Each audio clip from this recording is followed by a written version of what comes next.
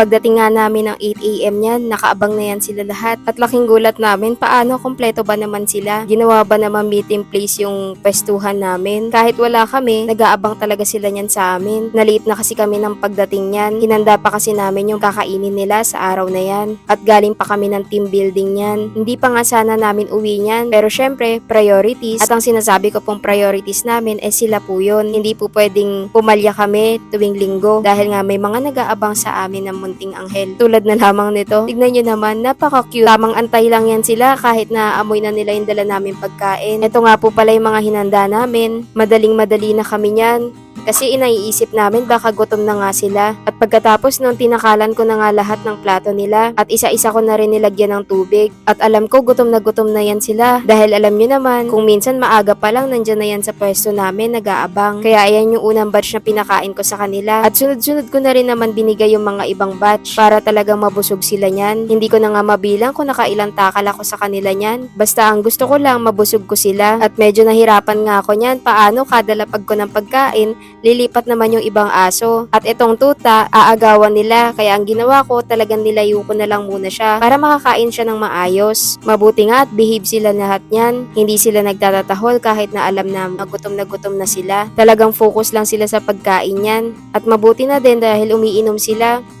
Hindi na sayang yung dala namin tubig. At para hindi rin naman sila ma-dehydrate. Eto nga si Brownie pagkatapos kumain.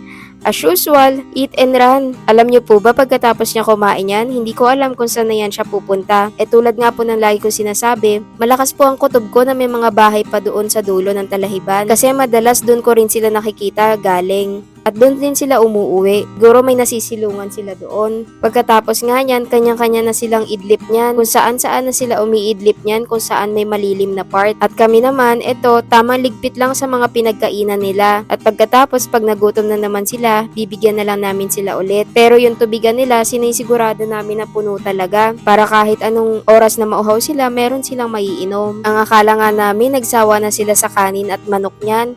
Kaya hinaluan naman namin ng dog food ngayon. Ayun naman yung next na binigay namin sa kanila. Mabuti na lamang at kinain din nila. Pero hindi na nila ganun naubos. Siguro nga nabusog na namin sila. Ito nga si Black and Brown. Pagkatapos kumain, nagpapahimas na at himala dahil hindi naman talaga to nagpapahawa. Pero ngayon, naglalambing. At ito naman tuta, tamang tambay lang din dito. Hindi na sila naiilang sa amin, hindi man sila gano'n na nagpapahawak, pero at least alam namin na safe sila pag nandyan sila sa tabi namin. Ito nga si Whitey, nakahanap na ng pwesto niya. Tamang siesta lang pagkatapos kumain. May sobrang gandang good news nga po pala ako sa inyo. Kaya sana watch na po yung next part. Salamat po sa pagsuporta at panonood sa amin.